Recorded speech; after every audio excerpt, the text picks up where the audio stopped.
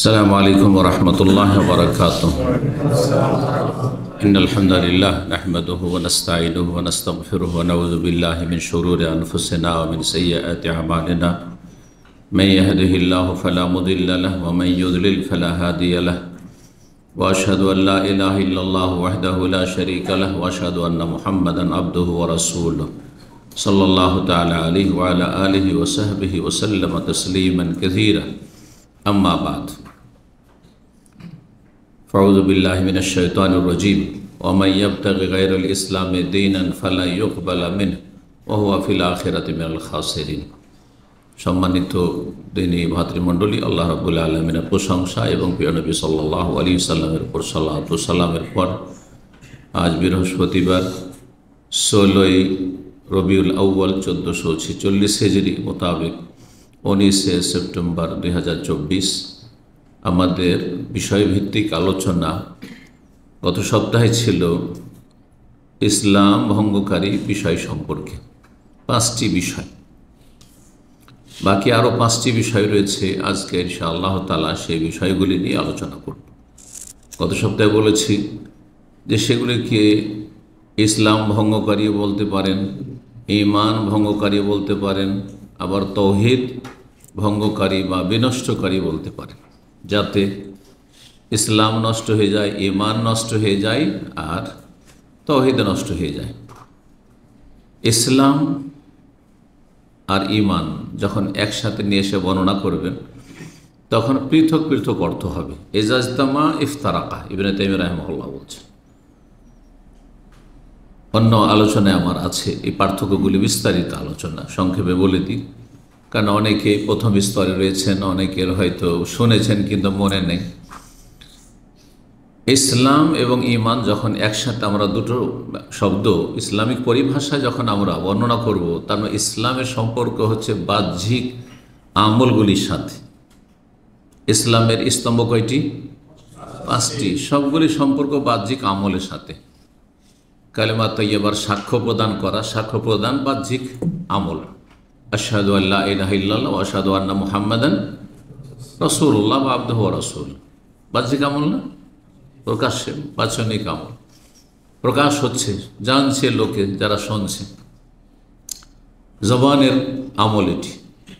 5 ওয়াক্ত সালাত বাহ্যিক আমল, অঙ্গ প্রত্যঙ্গের আমল, বাহ্যিক কর্মের সাথে সম্পর্ক। যাকাত দেওয়া, হ্যাঁ, আর্থিক বা বাহ্যিক আমল, যাকাত দিচ্ছেন, কেউ নিচ্ছে কেউ দিচ্ছে। রমজান মাসের সিয়াম পালন করা বাহ্যিক আমল, রোজা রাখছেন, যেটা বিরত থাকার নাম, বিশেষ বিশেষ কিছু বস্তু হতে, বিষয় হতে। হজ করা বাহ্যিক আমল, অর্থ এবং শ্রম মেহনত দিয়ে। জি, তো এগুলো সবগুলি ইসলামের সম্পর্ক হচ্ছে বাহ্যিক আমলের সাথে, ইবাদত বন্দেগীর সাথে। ঈমানের সম্পর্ক হচ্ছে আভ্যন্তরীণ আমলের সাথে, অন্তরের সাথে। ঈমান মানে বিশ্বাসের সাথে মেনে নেওয়া। মানুষ মেনে নেয় অন্তর থেকে, বিশ্বাস করে অন্তর থেকে, তারপর সেটার স্বীকৃতি প্রদান করা। এজন্য ঈমানের স্তম্ভ কয়টি? 6টি। সবগুলি সম্পর্ক হৃদয়ের সাথে।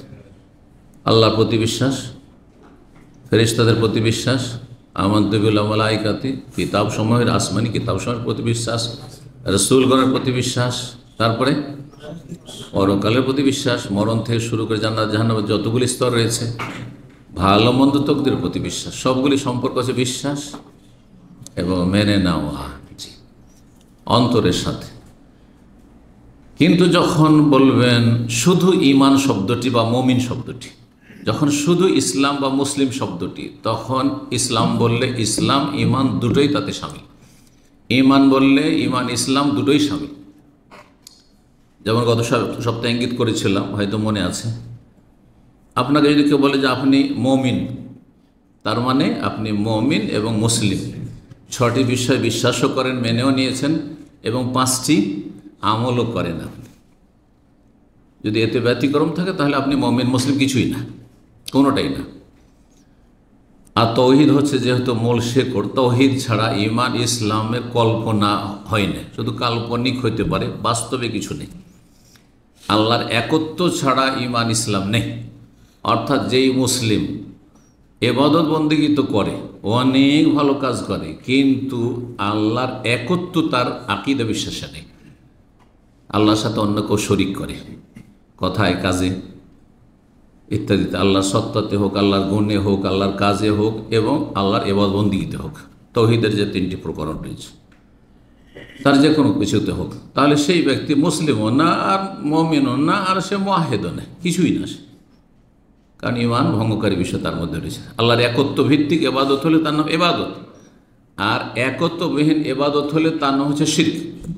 জি, সহজ ভাষায় বিষয়গুলি না বুঝলে দেশে যেহেতু ভেজাল আর ভেজাল, আর ছোটোখাটো মাসলা মাসাইলে ভেজাল নাই, মূল শিকড়েই ভেজাল, মূল গাছের শিকড়ে কড়া পোকা লেগে আছে, সব শেষ, সর্বনাশ। যার ফলে আমাদের দেশের অধিকাংশ মুসলিমরা আমেলাতুন নাসিবা এই আয়াতের আওতাভুক্ত, অনেক কঠোর পরিশ্রম করে অনেক আমল করে, কিন্তু শেষ পরিণাম তাসলা নারান হামিয়া, সূরা গাশাল হচ্ছে, পরিণাম হচ্ছে জ্বলন্ত আগুনে প্রবেশ করতে হবে।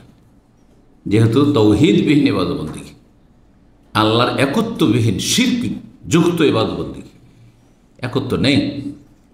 আল্লাহ হেফাজত করুন। তো 5টি বিষয় যে আলোচনা করেছিলাম সেটির একটু কি হয়ে যাক, রিভাইজেশন হয়ে যায়, মোরাজা আপনাদের জিজ্ঞাসা করা উচিত, কারণ আপনারা শুনেছেন গত সপ্তাহে, তাই না?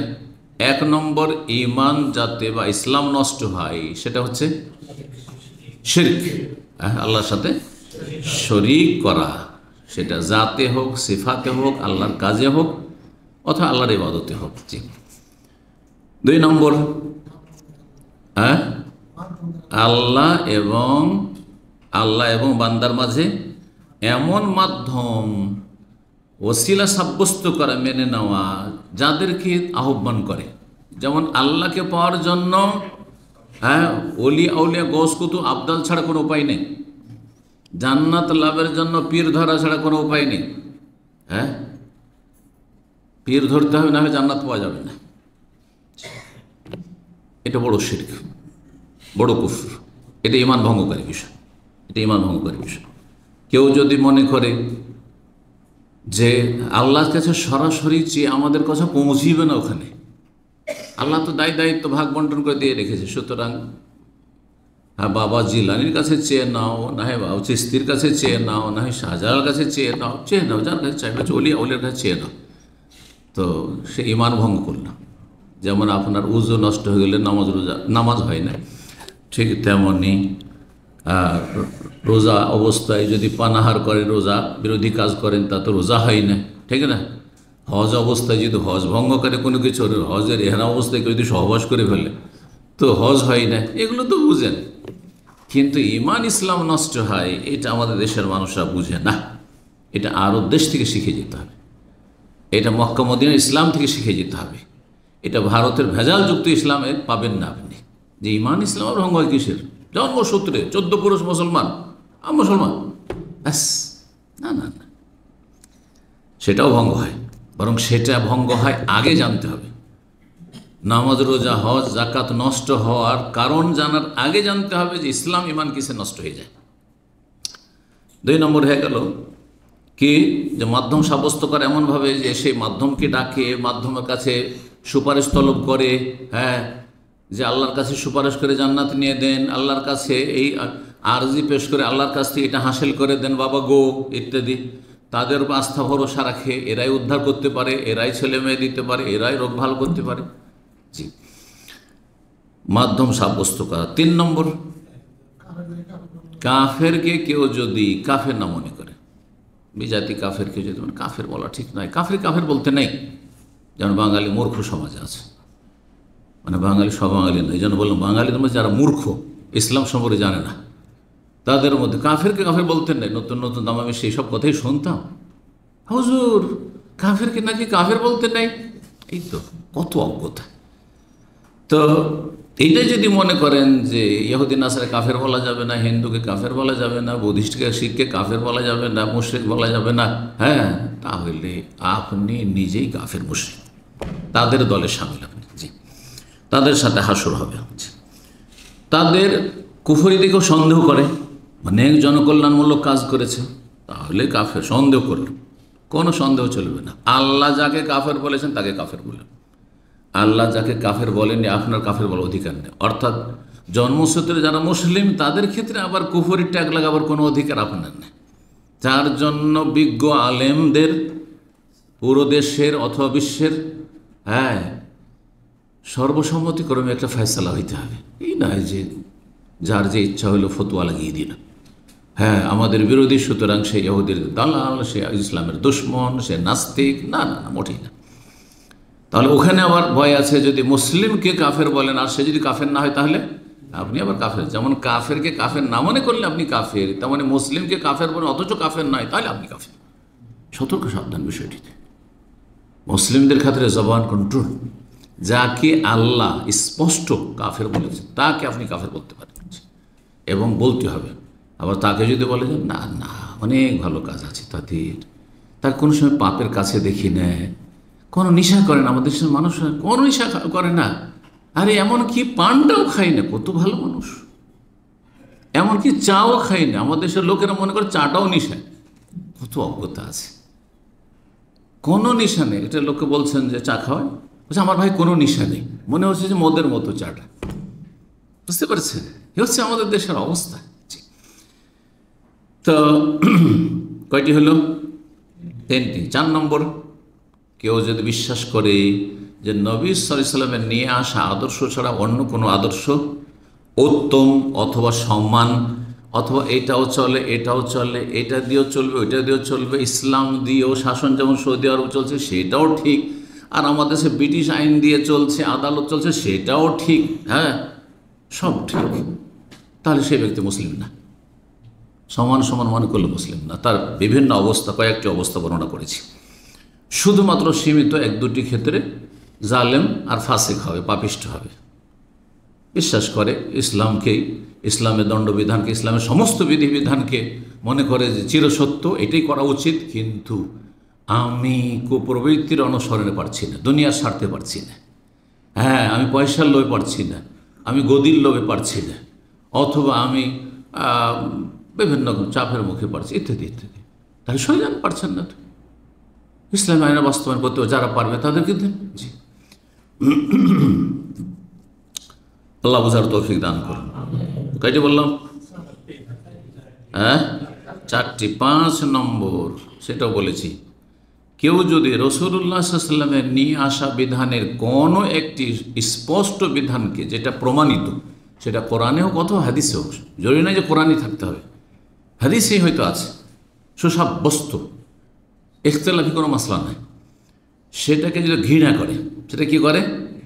ঘৃণা করে। যেমন কেউ যদি দাড়িকে ঘৃণা করে, টাকনার উপরে কাপড় ঘৃণা করে বলেছে, তাহলে সে, আপনি দাঁড়িয়ে রাখছেন না, গুনাহগার, কিন্তু দাড়িওয়ালাকে ঘৃণা করেন, আপনার ঈমান নেই। আপনি টাকনার নিচে কাপড় পরে বেড়াচ্ছেন, গুনাহগার, আপনি পাপী, কিন্তু টাকনার উপরে কেউ কাপড় রাখলে তাকে মনে করে অভদ্র, অসভ্য, হ্যাঁ, এরা মধ্যযুগের মানুষ, হ্যাঁ, জঙ্গলি, তাহলে আপনি কাফের, মুসলিম না আপনি। 5টি হয়ে গেল। তাহলে এখন আজকের আলোচনা শুরু করি। 6 নম্বর, এটা এই জন্য বললাম যে যাতে যারা অলস তারা এতটুকু শুনলে কাজ হয়ে গেল, 5টা জেনে নিল, তাই না? এটা অলসদের জন্য। আর যারা একটু মেহনত করবেন যে আমি 1 ঘন্টা শুনতে পারবো, তাদের জন্য গত সপ্তাহের আলোচনা 1 ঘন্টা 19 মিনিট সমাপ্ত রয়েছে। জি, 6 নম্বর, কেউ যদি রাসূলুল্লাহ সাল্লাল্লাহু আলাইহি ওয়াসাল্লামের নিয়ে আসা দিন নিয়ে উপহাস করে, কি করে? ঠাট্টা করে, মজাক করে, উপহাস করে, অথবা কোরআন এবং হাদিসে প্রমাণিত কোনো নেকি নিয়ে, নেকির কথা যেখানে বলা হয়েছে সেটা নিয়ে, অথবা কোনো শাস্তি নিয়ে, কঠিন শাস্তির কথা কোরআন এবং হাদিসে বলা হয়েছে, সে শাস্তি নিয়ে উপহাস করে, যেমন কাফেররা করতো, আরে কি বলে দেখো। তো উপহাস যদি কেউ করে কোনো কিছু নিয়ে, তাহলে কি হবে? তাহলে দাড়িওয়ালাকে নিয়ে কেউ যদি ঠাট্টা করে, হ্যাঁ, কেউ যদি ইসলামের কোনো আলোচনা ধরেন করা হচ্ছে, সেই আলোচনা কোরআন এবং হাদিসের দলিল সম্মত, সেটা নিয়ে যদি কেউ উপহাস করে, জি হ্যাঁ, এই জন্য এক শ্রেণী বেদাতি মোল্লা এই বুকের উপর হাত বাঁধা নিয়ে যে ঠাট্টা উপহাস করে, হ্যাঁ, কাউকে কোনোদিন দেখেছেন যে কোনো আলে যে এভাবে বাঁধে? কিন্তু এই বেদাতি মোল্লা সুন্নতের শত্রু, এরা সুন্নতের সহি সুন্নাত রাসূল হাদিসের শত্রু, সুন্নাহর শত্রু, বিদাতের বন্ধু, বিদাতিদের বন্ধু। এইভাবে এরা এই সোশ্যাল মিডিয়ায় ছবি দিয়ে আছে, হ্যাঁ, ইমান নিয়ে টানাটানি আছে। আমি বলবো না যে তারা কাফের হয়ে যাবে, এটা বলবো না আমি, কিন্তু তাদের ইমান নিয়ে ঝুঁকি আছে, ঝুঁকিপূর্ণ রিস্কি অবস্থায় আছে, হতে পারে যে আষাঢ় খেয়ে জাহান্নামে চলে যেতে পারে। জি, আল্লাহ হেফাজত করুক, তাদের অনিষ্ট থেকে আল্লাহ রক্ষা করুক, ইসলামকে এবং সহি সুন্নাহকে, কোরআন এবং হাদিসের অনুসারীদেরকে এবং তাদের অনিষ্ট দিয়ে তাদেরকে আল্লাহ ক্ষতিগ্রস্ত করুক। জি, দলিল সূরা তওবার আয়াত নম্বর 66, আল্লাহ বলছেন মুনাফিকরা বিভিন্ন বিষয় নিয়ে, তাও ইসলামের বিধিবিধান নিয়ে তারা ঠাট্টা মস্করা করেনি, সাহাবায়ে কেরামদেরকে নিয়ে ঠাট্টা মস্করা করত। সাহাবায়ে কেরামদের একটু বেশি খেয়ে নিত তো বলতে এইসব পেটুক, হ্যাঁ, এরা পেটের জন্য সব কাজ করছে, ইসলামের কাজ যা করছে না, এসব ইসলাম না, ইসলাম না, পেটের জন্য। তাতে আল্লাহ কাফের বলেছেন।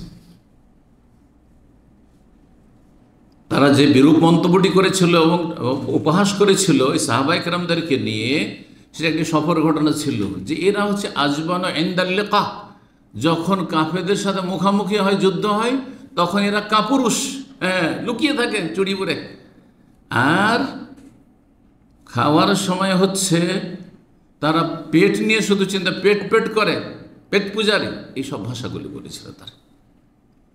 আল্লাহ কোরআনে কারিমে আয়াতে বলে দেয় সূরা তওবা, কারণ সূরা তওবা মানে সূরাতুল মুনাফিকিন, এটা আর একটা দ্বিতীয় মুনাফিকদের সূরা, মানে মুনাফিকদেরই আলোচনায় আছে। সূরাতুল ফাযিহা, এতে মুনাফিকদের মুখোশ উন্মোচন করা হয়েছে, মুনাফিকদেরকে অপদস্থ করা হয়েছে একবারে। আল্লাহ বলছেন কুল, হে নবী তাদেরকে বলে, আবিল্লাহি ওয়া আয়াতি ওয়া রাসূলি কুনতুম তাস্তাহজিউন, তোমরা আল্লাহকে নিয়ে এবং তার আয়াত নিয়ে, বিধিবিধান নিয়ে এবং তার রাসূলকে নিয়ে উপহাস করছো, তাস্তাহজিউন, ঠাট্টা মজাক করছো, লা তাতাজিরু, এসে তারা ক্ষমা চাইছিল, ইয়া রাসূলুল্লাহ, আসলে সফরে না একটা বিরক্তি ভাব আছে, একঘেয়েমি আছে, আর ক্লান্তি আছে, সেটাকে হালকা করার জন্য দূরের সফর ছিল, সেই জন্য আমরা এই কথা বলেছিলাম, আসলে মন থেকে বলিনি, হ্যাঁ, সুতরাং মনে কিছু নিয়েন না।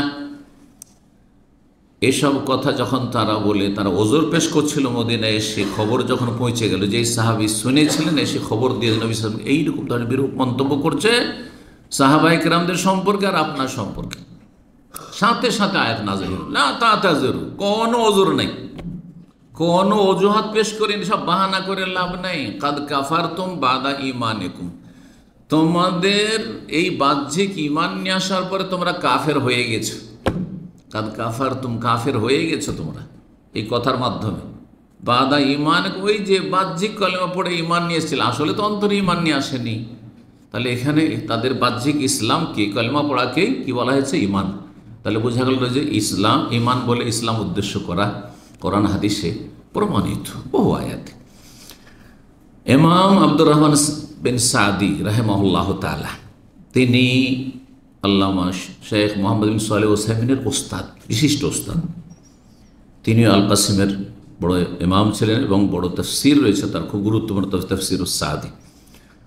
তো তিনি বলছেন, সে আবার ওই আমাদের দেশে আবার ওই শেখ সাদি কিন্তু আছে, ওই শেখ সাদি আলাদা। আবার শেখ সাদি হচ্ছে পারস্য দেশের ও এক সুফি আলেম, হ্যাঁ, ও পীরতন্ত্রের সিলসিলাতে শেখ সাদি, যার ফার্সি কিতাব রয়েছে। আমরা ছাত্র জীবনে ফার্সি তার লেখা পড়েছি, গুলেস্তা বুস্তা পড়েছি। তিনি বলছেন, আসলুদ্দিন মাবনিউন আলা তাজিমিল্লাহ, দিনের মৌলিক বিষয় নির্ভরশীল আল্লাহর তাজিমের ওপর। আল্লাহর বড়ত্ব, মহত্ব আপনার অন্তরে থাকবে, কথায় থাকবে, কাজে।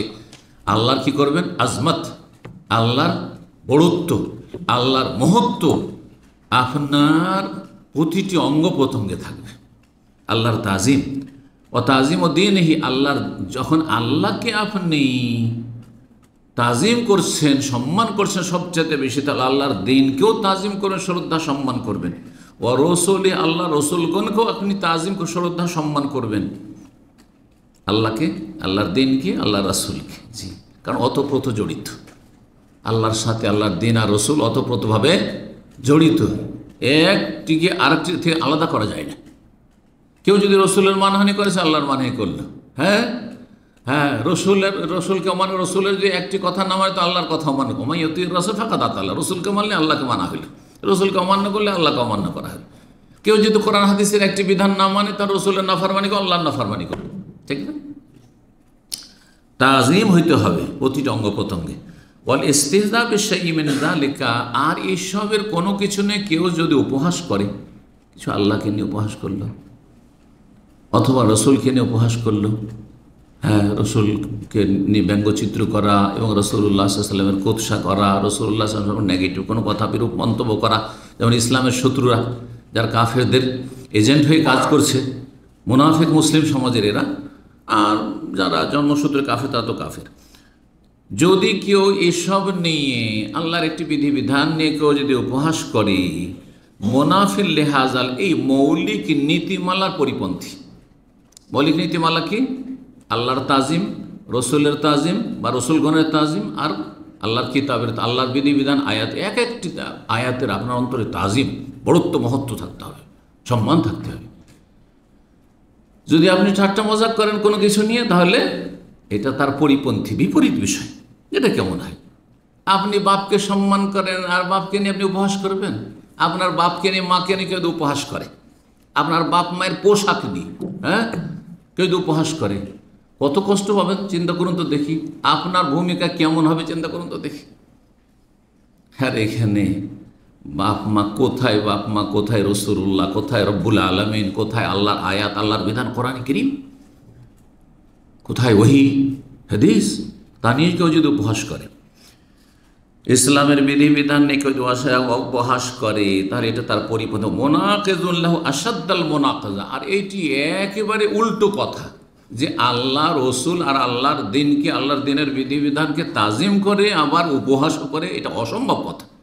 যেমন আগুন পানি জমা হয় না, একত্রিত হয় না, ঠিক তেমনি একজন মানুষ বলে আমি মুসলিম, আবার সে আল্লাহ বা রসুলকে নিয়ে বা আল্লাহর দিনকে নিয়ে, আল্লাহর দিনের কোনো মাসলা মাসাইল নিয়ে উপহাস করবে, হইতেই পারে না, জমা হইতেই পারে না। দুটো একটা থাকলে আরেকটা থাকবে না। যদি সত্যি ইমান থাকে তাহলে উপহাস থাকতে পারে না, ঠাট্টা মজাক থাকতে পারে না, ঠাট্টা মজাক থাকলে তাহলে ইমান নেই, কাফের। ইমাম শাইখান বাজ রাহিমাহুল্লাহ বলছেন, ওয়াকাদ আজমাল ওলামা ও কাতিবা, কথাটি কোথায় রয়েছে? ইমাম আব্দুর রহমান সাদির তার কিতাব তফসিরুল করিমির রহমান 342 পৃষ্ঠা আমার অফিসে তফসির আছে, এবং আমি যখন ধারাবাহিক তফসির করেছি তো সেই তফসিরটি আমার সবসময় আমার অধ্যয়নে থাকত। জি, সেটা থেকে অনেক সময় অনেক কথাই সেই তফসিরগুলো তো আমি পেশ করার চেষ্টা করেছি, অনেক গুরুত্বপূর্ণ তফসির, তবে আরবি ভাষাটি খুব স্ট্যান্ডার্ড ভাষা।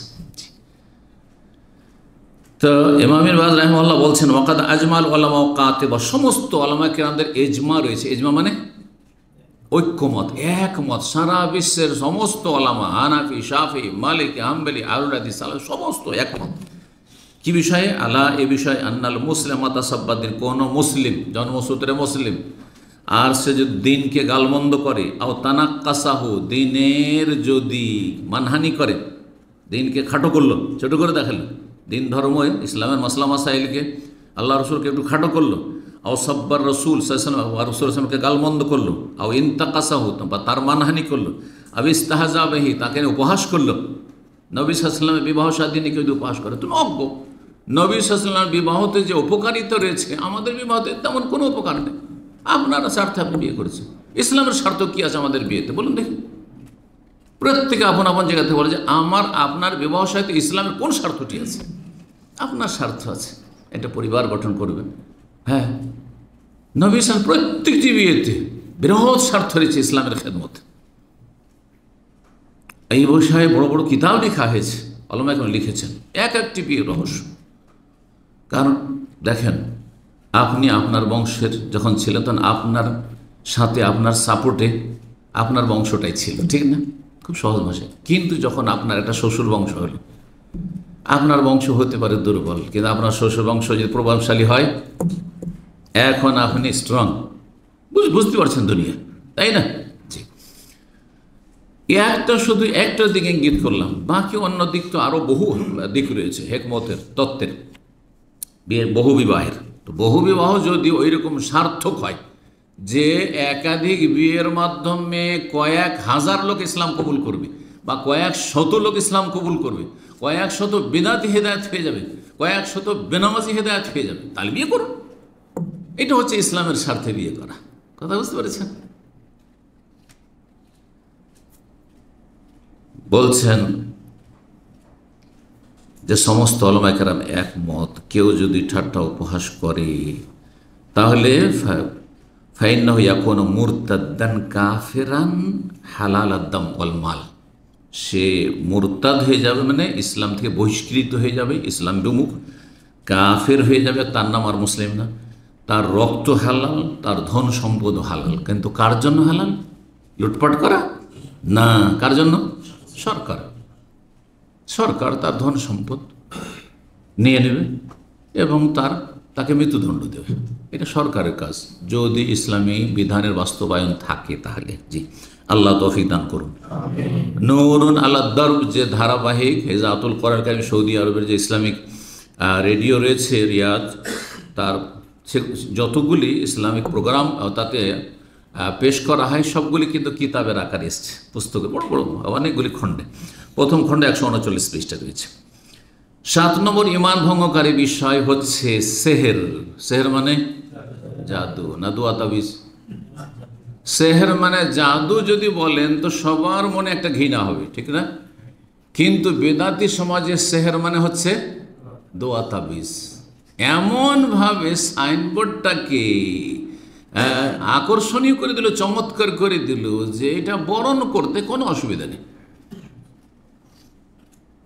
অধিকাংশ লোক আমাদের দেশের যদি কাউকে জাদু করা হয়, বলেছে অমুককে দোয়া তাবিজ করেছে, তো দোয়া তো ভালো জিনিস, দোয়াই তো ইবাদত। তা আমরা তো দোয়াই করি আল্লাহর কাছে, যে দোয়া না করে সে তো গুনাহগার। সে আল্লাহর কাছে চাওয়া ছাড়া আমাদের কোনো উপায় নেই। আর দোয়া হুয়াল এবাদ, দোয়াই তো আসলে ইবাদত, ইবাদতের মূল, ঠিক না? দিলেন একবার আকর্ষণীয় করে সাইনবোর্ড। আর তাবিজ, তাবিজ কোরআন সুন্নাহর অনুসারীদের কাছে, সহি আকীদার অনুসারীদের কাছে যদিও তাবিজ জায়েজ নয়, হ্যাঁ, কিন্তু বেদাতি সমাজে তাবিজটাও জায়েজ, বরং সওয়াবের কাজ একটা।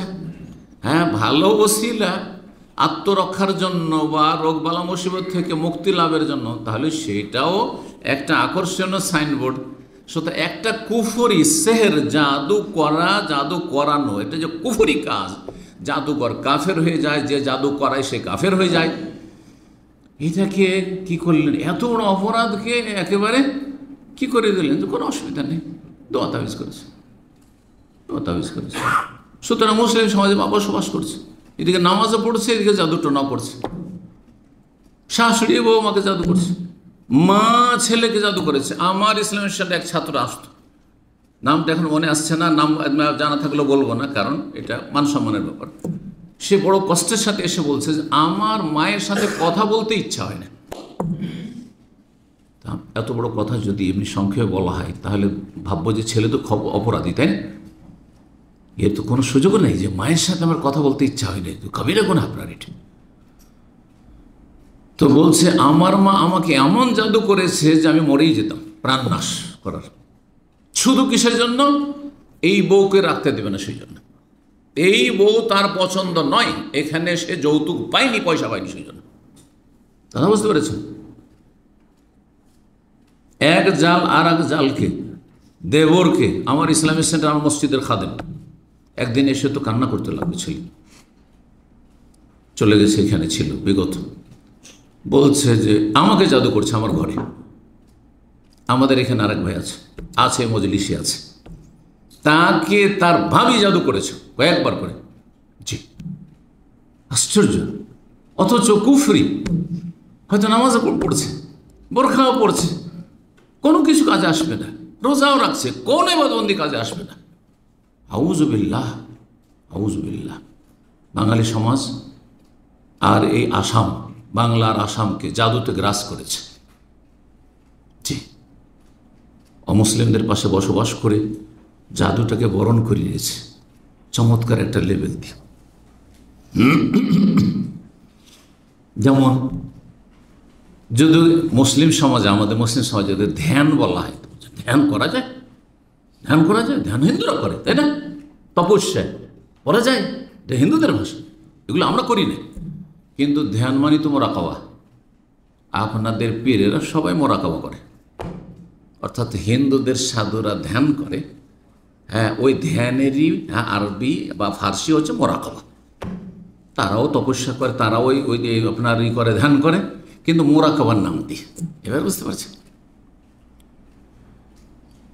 আমাদের ভাই বাঙালি সৌদি নাগরিকত্ব পেয়েছিলেন, তার বাবা পেয়েছিল, তার সাথে রাহিমাহুল্লাহ এই 2-3 বছর আগে তিনি মারা। বশির আল মাসুমি আমার ইসলামিক সেন্টারে খুব ভালোবাসতেন, আমার বাসায় যে কতবার এসছেন, আর মক্কা গেলে ওনার বাসায় তো একবার যেতে হইতো। তো ইন্তেকাল করেছেন। তিনি বেশ কিছু খুব ভালো বই লিখেছেন, বাংলা ইংলিশে, উর্দুতে অনুবাদ হয়েছে। তার মধ্যে একটি বই হচ্ছে প্রচলিত ভুল। প্রচলিত ভুল বইটা হয়তো দেখেছেন অনেকে। ওতে বেশ কিছু টার্মগুলি, হিন্দুদের টার্মগুলি, সেগুলো বাংলা ভাষা বা সংস্কৃত ভাষায় আছে, হিন্দুদের ধর্মীয় টার্ম মানে ধর্মীয় পরিভাষা, আর সেগুলি ফার্সি ফার্সি বা আরবিতে মুসলিম সমাজে ছড়িয়ে আছে। আর খুব ভালো মনে করছেন, সেগুলো ভালো কাজগুলো করছে তো, অথচ সেগুলি হচ্ছে কুফরি কাজ সেগুলি, কিন্তু সাইনবোর্ডটি চমৎকার। এই জন্য আজকাল সুদকে সুদ বলছে না, কি ইন্টারেস্ট, বেনিফিট। মদকে মদ বলছে না, বেশ্যাকে বেশ্যা বলা অপরাধ, আইনত অপরাধ। মানহানি করলেন আপনি, কি বলতে হবে? যৌনকর্মী বলতে হবে। কথা বোঝা গেছে? পতিতা বলা যাবে না, নাহলে কেস হয়ে যাবে আপনার বিরুদ্ধে। হাউযুবিল্লাহ, আল্লাহ হেফাজত করুক এরকম শাসন ব্যবস্থা থেকে, আর এরকম জুলম অত্যাচার থেকে, সীমা লঙ্ঘন থেকে। তো সেহের জাদু, জাদু বিভিন্ন রকমের। তার মধ্যে একটি জাদু হচ্ছে কাউকে আকৃষ্ট করা, আর একটি হচ্ছে তার বিপরীত। হ্যাঁ, কারো থেকে নিজেকে ফিরিয়ে নেওয়া অথবা তাকে ফিরিয়ে দেওয়া।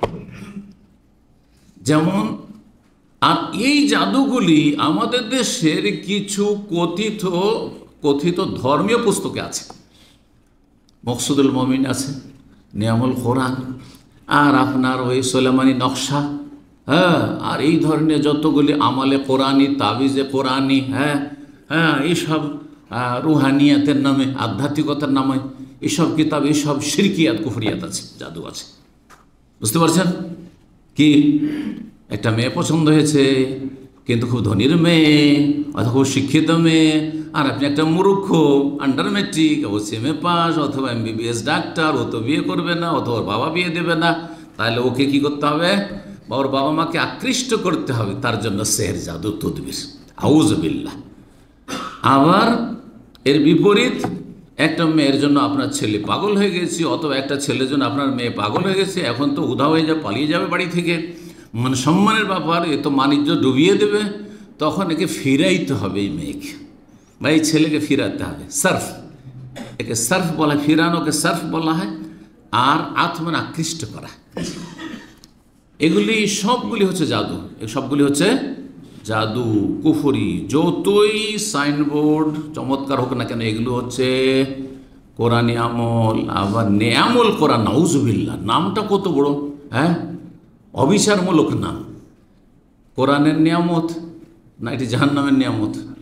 এগুলো আমাদের দেশে 30 বছর আগে, এখন বেদাতি সমাজে আছে, কিন্তু 30 বছর আগে আপনাদের ঘর বাড়িতেও বিয়ে শাদী লাগলে নতুন বউকে গিফট করা হইতো মকসুদুল মুমিনিন আর নিয়ামুল কোরআন, এগুলো কিতাব।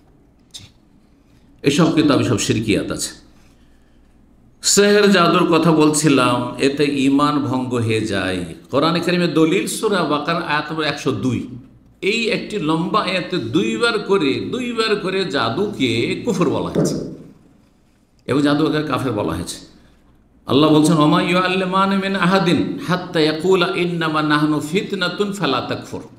হারুত আর মারুতকে আল্লাহ মানব জাতির পরীক্ষার জন্য পাঠিয়ে দিলেন। ফেরেশতা ছিলেন, তাদেরকে মানুষের গুণ দিয়ে বৈশিষ্ট্য দিয়ে পাঠিয়ে দিলেন। ফেরেশতার মধ্যে যদি আমার মতো আপনার মতো যদি গুণ দিয়ে দেওয়া হয়, আমার মতো আপনার মতো গুণ মানে আমার মধ্যে ভালো ক্ষমতা আছে আর মন্দ ক্ষমতা আছে, তাহলে ফেরেশতাও পাপ করতে পারে আমার মতো, বুঝতে পারছেন? তারপরে তখন তারা পরীক্ষামূলক বলছে, আমরা তোমাদেরকে জাদু শিখিয়ে দেবো, কিন্তু শিখানো প্রয়োগ করিও না। কেন কাউকে যদি ড্রাইভিং শিখিয়ে দেবো, কিন্তু গাড়ি চালাতে পারবেন না, সামলাতে পারবেন ওকে, ও তো চুরি করে গাড়ি নিয়ে টান দেবে। বাচ্চাদেরকে নাবালক অবস্থায় গাড়ি শিখিয়ে দিয়েছে, বাবা শিখিয়ে তো দিলাম তোকে 15 বছরের গাড়ি, হ্যাঁ ড্রাইভিং শিখিয়ে দিলাম, কিন্তু 18 না হলে চালাবি না, কারণ এটা আইনের লঙ্ঘন, আবার কোনো গুনার পেনাল্টি লাগতে পারে, বিপদে পড়বি, শুনবে? এদিকে বাপ কি করে, চাবি রেখে যায় আর ঘুমাচ্ছে, চাবি নিয়ে টান, ভোরবেলা টান, করে না অনেকেই করে। আর কোথা থেকে কোথায় কি করে ফেললাম, জি আর কিছু করুক আর নাই করুক। তো যাই হোক, বলছিলাম কি, পরীক্ষা শিখিয়ে দেওয়ার পরে সামলানো, কোনো কিছু শিখিয়ে দেওয়া সামলানো, এটা শিখে নাও, লোভনীয় বিষয়, আকর্ষণীয় বিষয়, শিখবো আর আবার এটা করবো না, প্র্যাকটিক্যাল করবো না, এটা কেমন কথা হলো? তো ওমাইয়ু আল্লেমান মিন হারুত মারুত, যাকেই জাদু শিখাতো সেই জনপদের, হাত্তা এখন ব্যাবিলন শহরের, বাবেল যেটা আরবিতে বলা হয় সেটা ব্যাবিলন শহর ইরাকের, তাদেরকে বলে দিত ইন্নামা নাহনু ফিতনা, আমরা কিন্তু তোমাদের জন্য পরীক্ষামূলক, আল্লাহর পক্ষ থেকে পরীক্ষা হিসাবে পাঠানো হয়েছে, আল্লাহ তোমাদের পরীক্ষা ফেলছে, শিখাবো আর আবার করবে না, প্র্যাকটিক্যাল করবে না জাদুর। ফালা তাকফুর, কিন্তু তোমরা কুফরি করিও না, এ কথা বলে তোমরা জাদু করিও না, জাদুকে কি বললেন? কুফরি করিও না, তার মানে জাদুর অপর নাম হচ্ছে কুফর, যে জাদু করলো সে কুফরি করলো। জি, এর আগের অংশের হচ্ছে ওমা কাফারা সুলাইমান, কারণ ইহুদিরা অপবাদ দিত যে সুলাইমান আলাইহিস সালামের রাজত্ব চলতো জাদুর বলে। তো আল্লাহ বলছে ওমা কাফারা সুলাইমান, আরে শয়তানরা শোনো, সুলাইমান কুফরি করেনি, ওয়ালাকিন্না শায়াতিনা কাফারু, শয়তানরা কুফরি করেছে। ইউআল্লিমুনা আন-নাস আস-সিহর, কেন কুফরি করেছে? যেহেতু তারা মানুষকে সেহর জাদু শিখাতো। তাহলে বোঝা গেল জাদুবিদ্যা শেখা প্রয়োগ করা এগুলো কি কুফরি কাজ, কোরআনে 2টি আয়াত প্রমাণ করে। এই জন্য অধিকাংশ ওলামাদের কাছে জাদুতে যদি শিরকি কুফরি কথা নাও বলেন তবু কুফরি, অল্প কিছু লোক বলছে যদি শিরকি কুফরি ইমান ভঙ্গকারী কথা থাকে মন্ত্রতন্ত্র তাহলে জাদু সেটা কুফর, না হলে জাদু, তাহলে জাদু তারা 2 ভাগে ভাগ করেছে, জাদু কুফরির জাদু আর ফাসেকির জাদু। কিন্তু যেমনটা বললাম অধিকাংশ, তাই বলছেন এই ইমান ভঙ্গকারী বিষয়টি সম্পর্কে যে যেই ব্যক্তি এসব জাদুতে জড়িত হইল সেই ব্যক্তি যেন সেই কাজটি করে ফেললো অথবা তার উপর সন্তুষ্টি প্রকাশ করলো। অনেক সময় আপনি নিজে জাদু করছেন না বা জাদু শিখতে গেলেন না, কিন্তু জাদুকর জাদু দেখাতে এসছে, আমাদের গ্রামে গঞ্জে কিন্তু জাদু দেখাতে আসতো, আর গোটা গ্রামের নর নারী পুরুষ ছোট বড় সবারই হিড়িক পড়ে গেছে, ভিড় বাড়ে, গোল হয়ে ঘিরে নিয়েছে আর জাদু তামাশা দেখাচ্ছে না, মানুষকে দিল জবাই করে, হ্যাঁ, আর তারপরে জীবিত করে, আমরা তো হয়তো গেলই তো মেরেই দিল, হ্যাঁ, কত মায়া লাগছে তাই না? আবার মাটির গুলি, তারপরে রসগোল্লা খাওয়াইতে শুরু করলো, হ্যাঁ, কত রকম কি সব। তো এরা কাফের, এসব জাদু যারা করছে এরা কাফের, এদেরকে যদি সহযোগিতা করে তো কুফরি সহযোগিতা করলেন না, তাহলে আপনারও কুফরি। যা আপনি আপনার উঠানে জায়গায় দিয়ে দিলেন, দেখা তো আসো আমাদের এইটা আসো, উঠানে আসো, এসব কত লোক করেছে, আসো আমাদের গ্রামে আসো, পাশের গ্রাম দিয়ে যাচ্ছে আমাদের গ্রামে আসো, আর তারপর তাদের গোটা গ্রামের লোক ওই ধান চাল সব দিতে শুরু করলো, এগুলো ছোটোকালে দেখেছি। তখন তো পয়সার অভাব ছিল, যার ফলে জাদুকরকে কে ধান দিচ্ছে, কে চাল দিচ্ছে, কে আর কিছু দিচ্ছে, জি কম দিচ্ছে। বলছেন যে ওয়াহাদা নাকদাম নাকেদুল ইজমা আলা জামিয়া সোয়ারিহি, এই জাদু মেলা ধরনের আছে, সবগুলি জাদুর ধরন কাফের, এর ওপর ওলামারা একমত হননি। তবে অধিকাংশ ওলামাদের মত হচ্ছে যে কোনো জাদু হচ্ছে কুফরি। একদল, শুধু একটা ছোট্ট দল বলছেন ওলামাদের যে না, কিছু কিছু ধরন আছে জাদুর বা প্রকরণ আছে সেগুলি কুফরি নয়, সেগুলি ফাসিক। ফাইজা ফাআলা সাহির মা হুয়া কুফরুন, কুফরি কাজ যদি জাদুকর করে তাহলে কাফের। যেমন কেউ যদি কোরআনের মানহানি করে, কোরআনকে উল্টো করে লিখে উল্টো করে পড়ে, কোরআনকে লিখে রক্ত দিয়ে, মাসিকে রক্ত দিয়ে, আউযুবিল্লাহ, এই তাবিজ বানায়? জি, তাবিজ বানায় এরকম মোল্লা মেলা মোল্লা আছে, কিন্তু কোরআনকে লিখে নাউজুবিল্লাহ পেশাব পায়খানার কালি দিয়ে, জি, এসব যারা করে তারা কাফের, কারণ সে কোরআনের মানহানি করল। এদের ক্ষেত্রে এজমা রয়েছে। এইরকমই কেউ কুফরি মন্ত্রতন্ত্র হিন্দুদের দেবদেবীর নাম নিয়ে অথবা গায়রুল্লাহর নাম নিয়ে, আমাদের অঞ্চলে পায়ের খুর, যে এর গরুর পায়ের খুর এক ধরনের ঘা হইত, ওটা যারা কৃষি কাজ করেছে, গরু পুষেছে তারা জানে, ছোটোকালে দেখেছি।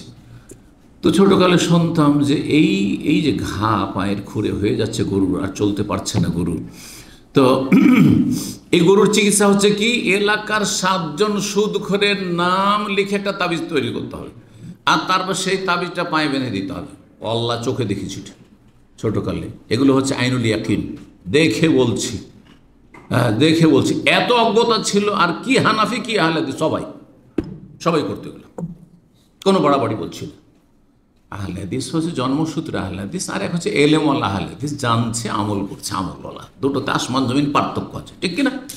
জন্মসূত্রে এরা ওর বাপদাদা আহলে হাদিস ছিল, ওরা মানে কোনো মজহাবের অন্ধ অনুসারী নয় এতটুকু, কিন্তু ওদের মধ্যে বেনমাজিও আছে, ওদের মধ্যে জাদু, এগুলো মন্ত্রতন্ত্রের আপনার অজ্ঞতার কারণে সবই পাশের লোকেরা করছে, ওরাও করছে, হিন্দুরা করছে, এরাও করছে। জি, এই আহলে হাদিসের কোনো মূল্য আছে? কোনো মূল্য নেই। জি, তো যদি কুফরি সজুদুল শায়াতিন, অথবা শয়তানকে সিজদা করলো, হ্যাঁ, জিনকে ডাকলো সাহায্য চার জন্য, জিন রক্ষা করো, সাহায্য করো, জিনের সান্নিধ্য লাভের জন্য কিছু পেশ করলো, উৎসর্গ করলো, তাহলে কাফের। ফাহুয়া কাফিরুন বিল ইজমা, তাহলে সর্বসম্মতি করবে কাফের। ওয়াম্মা ইযা লাম ইয়াফাল শাইআন মিন যালিকা, যদি এমন কোনো কাজ না করে যেটা কুফরি, ফাকসারুল উলামা, অনেক অধিকাংশ উলামারা বলছেন আলা আন্নাহু কাফির আইজান, তবুও কাফির, যে কোনো জাদু তাহলে কুফরি, এটা আকসারুল উলামা, অধিকাংশ উলামারা, মেজরিটি উলামা বলছেন। কিসের জন্য? বেমুজাররাদে আমালিহি লিসসিহর, সিহর জাদু, শুধু জাদু করার জন্যই কাফের হয়ে যায়। কারণ জাদুর মাধ্যমে মানুষকে মেরে ফেলা হয়। আপনি কি করে একজন রক্তকে হালাল মনে করছেন, প্রাণনাশকে হালাল মনে করছেন? এমন জাদু করা হয়। এখানে 2 ভাই ছিল গোপালগঞ্জের, আর তার এক ভাই আমার একবার নিয়মিত কোর্সের প্রতিটি দার্সের ছাত্র ছিল, চলে গেছে কয়েক বছর, অনেকে চেনবেন এখন নামগুলি দিলে। আর তার ছোট ভাইটা মাঝে মধ্যে দার্সে সাপ্তাহিক একদিন করে আসতো। এইখানে আপনার হোলসেল মার্কেটগুলোতে এক ভাই কাজ করতো, 2জনই কাজ করতো, তারপরে এদিক ওদিক কাজ করে অনেক দিন থেকেছে তারা।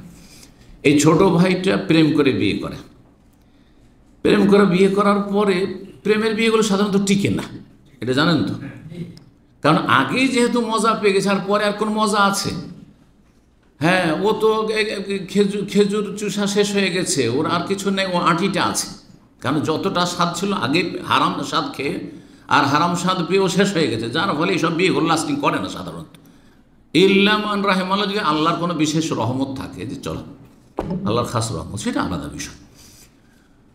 তো এখন ওর নিজে ওই ছেলেটি বলছে, তোমার অবস্থা এরকম কেন, তুমি পাগলের মতো ঘুরে বেড়ায় মার্কেটে, জোহর থেকে আসর ঘুরে বেড়ায়।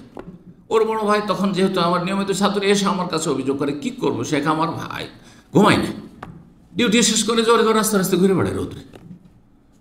তখন এখানে আলী শাহরি একজন ছিল সৌদি, কারণ এখানে তো আবার অনুমোদন লাগে রুকিয়া টুকিয়া ঝাড়ফুঁক করার। তো তাকে বলে, যেহেতু আমার পরিচিত মানুষ ছিল খুব খাতিরে, তো ওকে বললে ওইগুলো কাজ করতো, ওর কাছে নিয়ে গেলাম।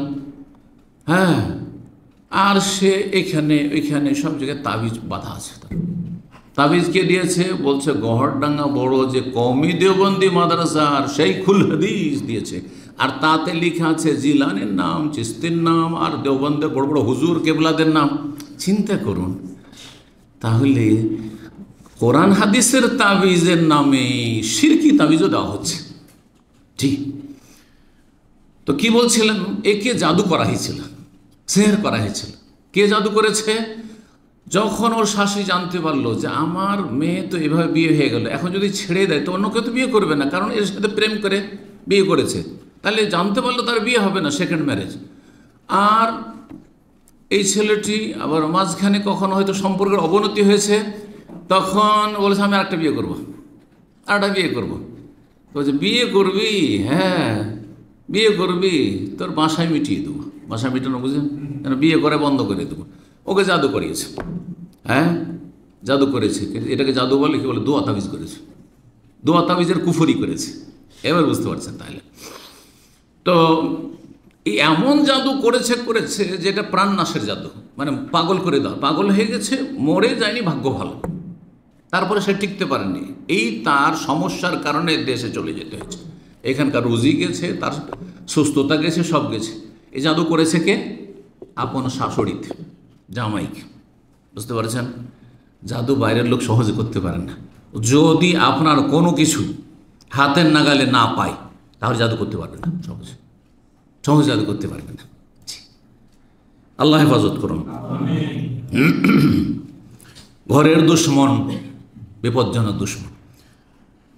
তো বলছিলাম যে অধিকাংশ ওলামারা বলছেন যে শুধু জাদু করলেই কি হয়ে যায়? কাফের হয়ে যায় ব্যক্তি। তো জাদু সম্পর্কে বিস্তারিত আলোচনা করলাম। জাদু সম্পর্কে আরও বেশ কিছু আলোচনা আমার বিস্তারিত কয়েকটি আছে। 8 নম্বর ঈমান ভঙ্গকারী বিষয়, তা হচ্ছে মুসলিমের বিরুদ্ধে বা মুসলিমদের বিরুদ্ধে কাফেরকে সাহায্য করা। কাফেরকে এমনি সাহায্য করলে কুফরি নয়। কাফেরকে দুনিয়ার ক্ষেত্রে সাহায্য করছেন, ধর্মীয় ক্ষেত্রে নয়। কাফের ধর্মচর্চার জন্য সাহায্য করবেন না।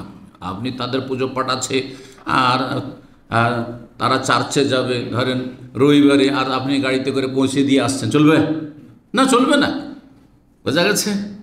ওরা পূজা করবে আর আপনারা পাহারা দেবেন, চলবে? আজকাল কিন্তু বিদাতি মোল্লাদের একটি লক্ষণ, এরা শিরক কুফরি করতে উদার।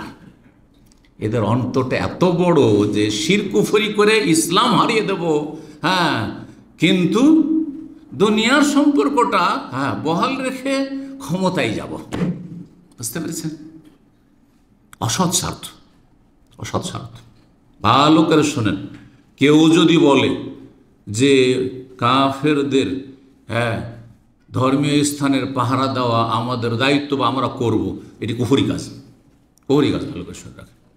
তাহলে কি করতে হবে? তাদের জানমালের নিরাপত্তা আছে, তারা সেখানকার নাগরিক অথবা তাদের বৈধ ভিসা আছে সেই দেশে, সুতরাং তাদের জানমালের নিরাপত্তা আছে, তাদের ধর্মীয় নিরাপত্তা আছে, ধর্মীয় নিরাপত্তা আছে। তার জন্য মুসলিম পাহারা দিতে হবে।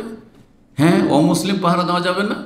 অমুসলিম প্রশাসনে পুলিশ নেই, অমুসলিম সেনাবাহিনী নেই, অমুসলিম আপনার স্বেচ্ছাসেবক নাই, তাদেরকে দিয়ে পাহারা দেবে? হ্যাঁ, আমরা আমাদের মসজিদে পাহারা দেওয়ার জন্য কেন মুসলিমের সাহায্য নেব? কথা বোঝা গেছে? আমরা মসজিদ তৈরি করার জন্য কেন মুসলিমদের কাছে আমরা চাঁদা নেব? ঠিক তেমনি আমরাও তাদের ধর্মের ক্ষেত্রে কোনো রকম ডিসকাউন্ট নেই। দুনিয়ার ক্ষেত্রে ডিসকাউন্ট আছে। খাওয়ান আপনি অমুসলিম পরিবারকে, খুব খাওয়ান, অমুসলিমে খুব চিকিৎসা দেন আপনি, অমুসলিমদের জনকল্যাণমূলক কাজ করেন, কিন্তু আগে ঘর পরে পর। বুঝতে পারছেন? আগে ঘর সামলান।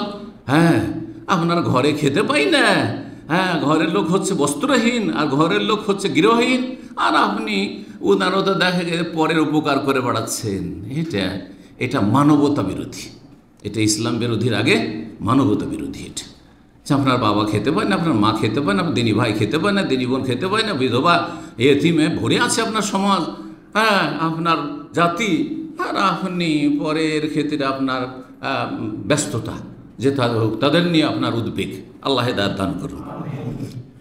এগুলো কুফরি বিষয়, আল্লাহর ওপর বুঝার তৌফিক দান করুন। ইসলামের বিরুদ্ধে বা মুসলিমের বিরুদ্ধে কেউ লড়াই করছে, আর সেখানে কেউ যদি অমুসলিমের সাথ দেয়, কার বিরুদ্ধে লড়াই করার জন্য? এক কাফের আর এক কাফের সাথে লড়াই করছে, তখন এক পক্ষ নিচ্ছেন, সেটা জায়েজ, প্রয়োজন, দুনিয়ার স্বার্থ। দুই কাফের যখন লড়াই চলছে, বোঝা গেছে? দুই কুফরি শক্তিতে লড়াই চলছে, আপনি দুনিয়ার স্বার্থের জন্য যে কোনো একটা সাথ দিতে পারে, সমর্থন করতে পারে, এটা দুনিয়া, এটা দিন নয়, ধর্ম নয়। কিন্তু আপনি এমন একটা জাতি, অমুসলিম কাফের জাতি, যারা লড়াই করছে কাদের বিরুদ্ধে? মুসলিমের বিরুদ্ধে, আর আপনি মুসলিমদের সাথ না দিয়ে আপনি কাফেরদের সাথ দিয়ে মুসলিমদের বিরুদ্ধে লড়াই করছেন, এটা কুফরি। সরাসরি লড়াই না করলে আপনি আর্থিক সাপোর্ট করছেন, অন্য দিক দিয়ে সাপোর্ট করছে, যেসব সাপোর্টগুলি হয়ে থাকে দুনিয়ার ক্ষেত্রে বা ধর্মীয় ক্ষেত্রে। এটা ধর্ম, কারণ আপনি কাকে শক্তিশালী করছেন? কাফেরকে শক্তিশালী করছেন। কার বিরুদ্ধে শক্তিশালী করছেন? মুসলিমের বিরুদ্ধে, সে ইসলামের বিরুদ্ধে শক্তিশালী করছেন। সুতরাং এগুলি ইমান ভঙ্গকারী বিষয়। তো এই জন্য ওলামারা বলেছেন যে এটি হচ্ছে ইমান ভঙ্গকারী বিষয়। দলিল শোনেন, আল্লাহ বলছেন সূরা মায়েদার আয়াত নম্বর 51, বেশ কিছু আয়াত এই মর্মে রয়েছে, একটি আয়াত শুধু নয়, তার মধ্যে এটি একটি আয়াত। অমাইয়াতাওয়াল্লাহু মিনকুম, ইহুদি খ্রিস্টানদের তোমরা মিত্র হিসাবে, বন্ধু হিসাবে গ্রহণ করিও না। ইয়া আইয়ুহাল্লাযীনা আমানু লা তাত্তাখিযুল ইয়াহুদা ওয়ান নাসারা আউলিয়া বা'দুহুম আউলিয়া বা'দ, তারা পরস্পর বন্ধু। ইহুদি খ্রিস্টান বন্ধু, খ্রিস্টান ইহুদির বন্ধু, ইহুদির বন্ধু, খ্রিস্টান বন্ধু, ঠিক আছে, কিন্তু তোমার বন্ধু আর সে বন্ধুত্বের খাতিরে ইসলাম মুসলিমের বিরুদ্ধে তুমি সহযোগিতা করবে তাকে না, মোটেই জায়েজ নয়। ওয়ামাইয়াতাওয়াল্লাহু মিনকুম, তোমাদের মধ্য থেকে কেউ যদি তাদের সাথে মিত্রতা পোষণ করে আর তাদের সহযোগিতা করে, ফাইন্নাহু মিনহুম, তাদের দলে শামিল হবে। ইন্নাল্লাহা লা ইয়াহদিল কওমাজ জালিম, জালেম সম্প্রদায়কে আল্লাহ জান্নাতের রাস্তা দেখান না। তাহলে যারা মুসলিমের বিরুদ্ধে কাফেরকে সাহায্য করবে তারা হচ্ছে জালেম, তারা হচ্ছে কি জালেম। আর জালেমকে আল্লাহ জান্নাতের রাস্তা দেখান না, হেদায়েতের রাস্তা দেখান না। হেদায়েত মানে জান্নাতের রাস্তা। ইমাম তাবরী রাহমাহুল্লাহ, ইবনে জারির তাবরী, তফসির তাবরী, খুব প্রাচীন তফসির এবং অনেকগুলি খণ্ড, 20-এর বেশি খণ্ড রয়েছে, এই মোটামোটা খণ্ড ছেপে আছে। তাতে বলছেন লা ইয়াত্তাখিযুল মুমিনুনাল কাফিরিনা আউলিয়া মিন দুনিল মুমিন, এই আয়াতের তফসির সূরা আলে ইমরান আয়াত নম্বর 28। মুমিনরা কখনো কাফেরকে যেন বন্ধু হিসাবে গ্রহণ না করে। মুমিনকে বাদ দিয়ে, মুসলিমকে বাদ দিয়ে কাফেরকে বন্ধু হিসাবে গ্রহণ করে। মুসলিমকে আপনি রুমমেট হিসাবে রাখতে পারবেন, কিন্তু মুসলিমকে রাখলেই তো নামাজ পড়বে রে, ঝামেলা আছে, এ তো ডিস্টার্ব করবে, ফজরে উঠাবে, এ তো এটা হালাল ওইটা হারাম এইসব বলবে, সুতরাং চল অমুসলিমকে রুমমেট বানা। জি, বিমানে টানাটানি। আল্লাহ বলছেন কোন মুসলিম, কোন মুমিন মুসলিম কাফিরকে যেন বন্ধু হিসাবে গ্রহণ না করে, মিন দুনিল মুমিন, মুমিনকে বাদ দিয়ে। ওমাইয়া ফালেজাল, কেউ যদি এমনটা করে যে মুমিন মুসলিম হয়ে জন্মসূত্রে মুসলিম আর কাফেরকে বন্ধু হিসাবে গ্রহণ করে মুমিনের বিরুদ্ধে বা মুমিনকে বাদ দিয়ে, ফালাইসা মিনাল্লাহি ফি শাই, তবে আল্লাহর সাথে তাদের কোনো সম্পর্ক নেই, আল্লাহর সাথে তাদের কোনো সম্পর্ক নেই। জি, আল্লাহ তাদের থেকে সম্পর্কহীন, বারি। জি, তফসিরে বলছেন, আয়াতে তফসিরে লা তাত্তাখিযু আইয়ুহাল মুমিন, হে মুমিনগণ তোমরা গ্রহণ করিও না আল কুফারা, কাফেরদেরকে, জাহরান মানে তোমাদের পৃষ্ঠপোষক, তোয়ালুনা আলা দ্বীন, তাদের ধর্মের জন্য বন্ধুত্ব, ধর্মের জন্য ভালোবাসা নেই, দুনিয়ার স্বার্থে ব্যবসা, তার সাথে ব্যবসা চলছে, লেনদেন চলছে, কোনো অসুবিধা নেই, যে দুনিয়াদারি চলছে, তার প্রতিষ্ঠানে কাজ করছেন বা তারা আপনার প্রতিষ্ঠানে কাজ করছে, সদাচরণ করুন। আমার একটি খুব গুরুত্বপূর্ণ আলোচনা আছে, অমুসলিমদের অধিকার। শুনেছেন আলোচনাটি? শুনে নেবেন, যাতে করে আমাদের অন্তরে আবার সংকীর্ণতা না চলে আসে। একদিকে আলোচনা করছি আজকে, কিন্তু আর একদিকে একটা আলোচনা আছে যে মুসলিমদের সাথে অমুসলিমদের অধিকার, অনেকগুলি অধিকার আছে, যেগুলো ন্যায্য অধিকার। সে অধিকার যদি আপনি না দেন, আপনি গুনাহগার তখন আপনি। জি, তো কিন্তু অধিকার দিতে গিয়ে আপনি কাপড় খুলে দিয়ে দিবেন। হ্যাঁ, অধিকার দিতে গিয়ে তো বলে যে ভাই কিছু তো নেওয়ার একটা লুঙ্গি আছে, লুঙ্গিটা নাও, আমি ল্যাংটা হয়ে থাকি, চলবে নাকি? চলবে না, চলবে না। এই জন্য আমি বলি, যারা ভালোবাসা করে, দোস্তি করে, কুস্তি করে, কিছু লোক আছে না, এমন দোস্তি যে বুফিয়ে গেলে একা যাবে না, ওই সাদিক ছাড়া, বন্ধু ছাড়া বউ বুফিয়ে যাবে না। কথা বোঝা গেছে? ওই সাদিক ছাড়াও ও যদি নিজের বাসায় খায়, তো ওকে ডেকে নিয়ে আসবে। আমার যদি ও খায় তো ওকে ডেকে নিয়ে আসবে। কিছুদিন চললো, তারপর দেখা যায় আর কথাই বলে না, দুজনের কথাবার্তা নেই। এটা ভালো কাজ নয়। এটার নাম হচ্ছে দোস্তি করতে গিয়ে কুস্তি করিয়েন না, মানে মারামারি করিয়েন না। বোঝা গেছে না? জি, আহবেব হাবিব বা কাহওয়ানাম্মা তিরমিজিতে একটা বর্ণনা আছে, তুমি যাকে হাবিব ভালোবেসেছো একটু হালকা হালকা ভাসো। আসাই এখন বাগিজাকে অমাম্মা, এমন একটা সময় আসবে যে দুশ্মন হয়ে যেতে পারে, তখন খুবই খারাপ লাগবে। ও বাগিজাকে, তোমার শত্রুকেও হালকা শত্রু মনে করো, মানে সীমা লঙ্ঘন করিও না শত্রুতায়। আসাই এখন হাবিবাকে আমি হতে পারে একসময় সে বন্ধুতে পরিণত হইল, তখন খুবই অনুতপ্ত হবে, লজ্জিত হবে যে আরে আমি শত্রুতা করতে আমি সীমা লঙ্ঘন করে দিয়েছি, আমি নিজেই গুনাহগার হয়ে গেছি, অন্যায় কাজ করেছি, এর সাথে কি করে এত খারাপ আচরণ করেছি। এই জন্য সব কিছুর একটা সীমারেখা আছে। জি, তো বলছিলাম যে কি বলছেন ইমাম ইবনে জারির তাবরী, যে ধর্মের জন্য তাদের সাথে ভালোবাসা নেই, ও তুজাহিরুনহুম আল মুসলিমিন, মুসলিমদের বিরুদ্ধে তাদেরকে সাহায্য করবেন না যদি করেন, ও তাদুল্লুন আলা আওরাতিহিম, মুসলিমদের গোপন বিষয়গুলো, গোপন তত্ত্ব তা জানিয়ে দাও, মুসলিম সমাজের গোপন রহস্য, দুর্বল পয়েন্টগুলি, অথবা কি অবস্থায় কি আছে না আছে সব জানিয়ে দিচ্ছেন আপনি, না মোটেই না। হ্যাঁ, কাফেরদের সাথে এগুলো শেয়ার করবেন না আপনি, যাতে মুসলিমরা ক্ষতিগ্রস্ত হয়ে যায়। ফাইন্নাহু মান ইয়াফআল যালিকা, যদি এমনটা কেউ করে, ফালাইসা মিনাল্লাহি ফি শাই, এর অর্থ হচ্ছে ফাকাদ বারিয়া মিনাল্লাহি ওয়া বারিয়া আল্লাহু মিনহু, আল্লাহর সাথে সে সম্পর্কহীন আর আল্লাহ তার সাথে সম্পর্কহীন, কোনো সম্পর্ক নেই তার আল্লাহর সাথে। কেন? বেরতেদাদে আনদেনি, কারণ সে দিন থেকে সে মোরতাদ হয়ে গেল, দুখুলি ফিল কুফরে, কাফের হয়ে গেল। তাহলে সেই জন্য ইল্লা তাত্তাকু মিনহু তুকা, তবে যদি আত্মরক্ষামূলক হয়। আত্মরক্ষামূলক বিষয়টি কেমন, তার ব্যাখ্যা শোনেন। বলছেন আত্মরক্ষা, যে কথা লম্বা হয়ে যাচ্ছে, আত্মরক্ষা সম্পর্কে বলছেন যে ইল্লা তখন ফি সুলতানিহিম, সে দেশে বাস করছো আর তাদের অনিষ্ট বলে আশঙ্কা আছে, তাহলে বাহ্যিক তাদের সাথে মিত্রতা প্রকাশ করলে, হয়তো অনেকে পশ্চিমা দেশে বসবাস করছেন বা সংখ্যালঘু হয়ে আছেন, মিত্রতা প্রকাশ করছেন, কিন্তু অন্তরের ভালোবাসা আলাদা জিনিস। বাহ্যিক আপনি মিত্রতা পোষণ করেন, বাহ্যিক কিছু ক্ষেত্রে আপনি ডিসকাউন্ট দেন, কিন্তু সেটা আত্মরক্ষামূলক। জি, ইত্যাদি ইত্যাদি। তাফসীর তাবরী 3য় খণ্ড 140 পৃষ্ঠা। ইবনে তাইমিয়া রাহিমাহুল্লাহর এই বিষয়ে ফতোয়া রয়েছে, তিন মাজমুআ ফাতাওয়া 28তম খণ্ড 530-531 পৃষ্ঠায় বলছেন, ওয়াইদা কানা সালাফ কাদ সাম্মু মানি যাকাত মুরতাদ্দিন, যখন সালাফে সালেহিনরা সাহাবায়ে কেরামগণ যারা শুধু যাকাত দেনি, নামাজ রোজা হজ সব কিছু করতো, উমরা, সাহাবীদের যুগের লোক, অনেকের নবীর সাথে দেখা হয়েছে, কিন্তু নবীর ইন্তেকালের পরে তারা বলল আমরা যাকাত দেবো না। তাদের বিরুদ্ধে আবু বকর সিদ্দিক রাদিয়াল্লাহু তাআলা, তার সাথে বড় একটি দল সাহাবায়ে কেরাম তাবেঈন, তারা কি করেছেন? জিহাদ করেছেন। এসব বেদুইনদের মুরতাদ হয়ে গেছিল, যাকাত বাদ দিয়েছিল তারা, মা কাউনি ইয়াসুমুন, অথচ তারা রোজা রাখতো, ওয়াসাল্লু, নামাজও পড়তো, ওয়ালাম ইয়াকুনু ইউকাতিলুনা জামাতাল মুসলিমিন, তারা মুসলিমদের বিরুদ্ধে লড়াই করেনি, শুধু বলেছিল আমরা শুধু কি করবো না, যাকাত দেবো না। ফাকাইফা বিমান সারা মা আদা ইল্লাহ ওয়া রাসূল, কেউ যদি আল্লাহ এবং রাসূলের দুশমনের সাথ দিয়ে দেয় আর মুসলিমদের বিরুদ্ধে কাতাল, মুসলিমকে খুন করে, মুসলিমের খুনে যেন আপনার কোনো সম্পর্ক না থাকে। আজকাল তো খুব সহজ মনে করে নিয়েছে, খুন করা বিষয় এত সহজ হয়ে গেছে যে কোনো ব্যাপারই না মানুষের খুন করা। আউযুবিল্লাহ, এটা মুসলিম দ্বারা অসম্ভব। যদি সত্যি মুসলিম হয়, সত্যি মুসলিম হোক, মুসলিম যদি হয়, তো একজন মুসলিমের রক্তে, সে এক ফোঁটা রক্তের সাথে সামান্য কোনো সম্পর্ক না থাকে, পরামর্শের সম্পর্ক, দিক নির্দেশনা সম্পর্ক, অথবা সহযোগিতার সম্পর্ক, কোনো রকম সম্পর্ক যেন না থাকে, এই সারা ইঙ্গিতের সম্পর্ক, কোনো সম্পর্ক যেন না থাকে, না হলে জাহান্নামের ঝুঁকি অবশ্যই রয়েছে, এতে কোনো সন্দেহ নেই।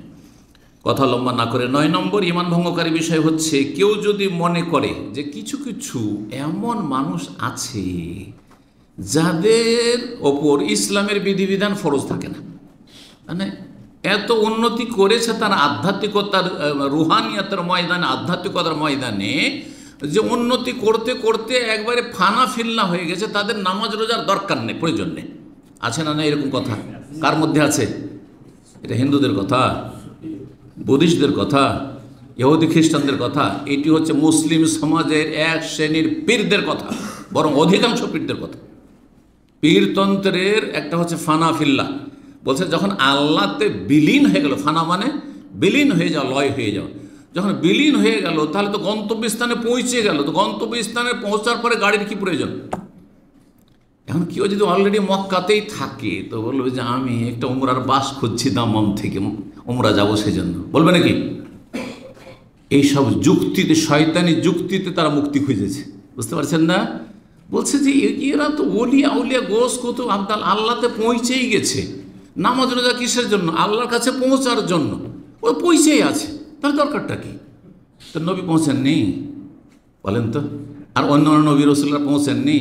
আবু বকর, ওমর, ওসমান পৌঁছেননি? কোনো একজন সাহাবীর, এমনকি রাসূলুল্লাহ এক ওয়াক্ত নামাজ মাফ ছিল, প্রমাণ করুক তো দেখি যে একটা ওয়াক্ত নবী সাল্লাল্লাহু আলাইহি ওয়াসাল্লাম মাফ হয়ে গিয়েছিল, যে আপনাকে পড়তে হবে না, আছে? বা পড়েননি নবী সাল্লাল্লাহু আলাইহি ওয়াসাল্লাম। সুবহানাল্লাহ। ইন্নামা আনা আবদুন বলছেন নবী, আমি বান্দা দাস। কার? ফাকুলু বলো আব্দুল্লাহি ওয়া রাসূলিহি, আল্লাহর বান্দা, আল্লাহর দাস, আল্লাহর গোলাম। আমি আল্লাহর গোলামি ছাড়া কোনো উপায় নেই। আমি আল্লাহর রহমত না হলে নাজাত পাবো না জাহান্নাম থেকে। ইল্লা ইয়াতাগাম্মাদানি আল্লাহু বিরহমাতিহি ওয়ালা আনা, আমার জন্য আল্লাহর রহমত ছাড়া কোনো পরিত্রাণ নেই। সুবহানাল্লাহ। আর এদের কি ধৃষ্টতা যে বলছে যে এদের নামাজ রোজা লাগে না। এটা কুফর, এরা কাফের মোরতাদ। যারা বলবে যে আমাদের নামাজ রোজা নেই, এই জটা পড়ে গেছে, ফরজ গোসুল নেই, আর এদের নামাজ রোজাও নেই, এদের ধর্মকর্ম নেই, আর এ সমকামিতায় ডুবে আছে, নোংরামিতে ডুবে আছে, নাচ গানে ডুবে আছে, গাঁজাতে ডুবে আছে, এরা কাফের মুসলিম নয়। এরা জন্মসূত্রে মুসলিম, কিন্তু এদের ইসলামে কোনো অংশ নেই। আমি কাফের বলছেন, আল্লাহ কাফের বলছেন এদেরকে। জি, যারা মনে করবে যে এমন কোনো ব্যক্তিও আছে যাদের বলছেন ইয়াসাহুল খুরুজ আন শরিয়তে মুহাম্মদ সাল্লাল্লাহু আলাইহি ওয়াসাল্লাম, নবী সাল্লাল্লাহু আলাইহি ওয়াসাল্লাম নিয়ে আসা শরীয়তের বহির্ভূত, তারা শরীয়ত মানার কোনো প্রয়োজন নেই, ফাওয়া কাফির। কেন? আল্লাহ কোরআনে বলছেন সূরা আল ইমরান আয়াত নম্বর 85, ওয়ামাই ইয়াবতাগি গায়রাল ইসলাম, এদের ইসলাম ছাড়া অন্য কোনো দিন কেউ যদি তলাশ করে, অন্য পথ অবলম্বন করে, ফালা ইউকবালা মিনহু। আর ইসলাম হচ্ছে কিসের নাম? শাহাদাতের নাম, কালেমার, আর 5 ওয়াক্ত নামাজের নাম। এই 5 ওয়াক্ত নামাজ পড়ে না, বছর রোজা রাখতে হবে না আমাকে। হ্যাঁ, আমার জন্য মুরিদানের স্ত্রী জায়েজ, তোমার জন্য জেনা, আমার জন্য না। আমাদের দেশে কথা আছে না নেই? আরে হক্কানি যাদেরকে বলা হচ্ছে পীর, তারাও বলছে, তাদের কিতাব আছে, চরমানের কিতাবে, পীর বাবা যদি বলে, কি বলে, যে তোমার যাই নামাজকে মদে ডুবিয়ে নিয়ে নামাজ পড়ো, তো আপত্তি করবে না, আপত্তি করবে না। কারণ পীর যেই নজরে দেখে সেই নজরে তুমি দেখো না। এটা কি মানে? আপনার জন্য মদে ডুবানো হারাম, কিন্তু তার জন্য সওয়াব নেকির কাজ। এইটাই হচ্ছে শরীয়তের ঊর্ধ্বে তারা চলে গেছে, শরীয়ত মানার কোনো প্রয়োজন নেই। এটা কুফরি কথা। এতে এই বিশ্বাস কেউ যদি রাখে তাহলে কাফির হয়ে যাবে। তার কিতাবে, তাদের কিতাবে কুফরি কথা আছে, ছড়িয়ে ছিটিয়ে আছে কুফরি কথা। জি, তো আল্লাহ বলছেন যে ফালা ইউকবালা মিনহু, ইসলাম ছাড়া অন্য কোনো পন্থা আল্লাহ কবুল করবেন না। তাহলে কি হবে? ওয়া ফিল আখিরাতি মিনাল খাসিরিন, আখিরাতে ক্ষতিগ্রস্তদের দলে শামিল হবে। ইবনে তাইমিয়া রাহিমাহুল্লাহ বলছেন ওয়া মালুমুন বিল ইরতিরার মিন দিনিল মুসলিমিন, মুসলিমদের দিনে সুস্পষ্টভাবে প্রমাণিত, বিত্তেফাকে জামিল মুসলিম, সমস্ত মুসলিমদের ঐক্যমত রয়েছে, আন্নামান সাওয়াগা গায়রা দিন ইসলাম, কেউ যদি মনে করে ইসলাম ছাড়া অন্য কোনো জীবন পন্থা চলবে, জীবন বিধান চলবে, আও ইত্তিবা শরীয়ত মিন গায়রা শরীয়ত মুহাম্মদ সাল্লাল্লাহু আলাইহি ওয়াসাল্লাম, শরীয়ত ছাড়া অন্য কোনো পন্থা দিয়েও চলবে, অন্য কোনো তরিকত দিয়েও নাজাত চলবে।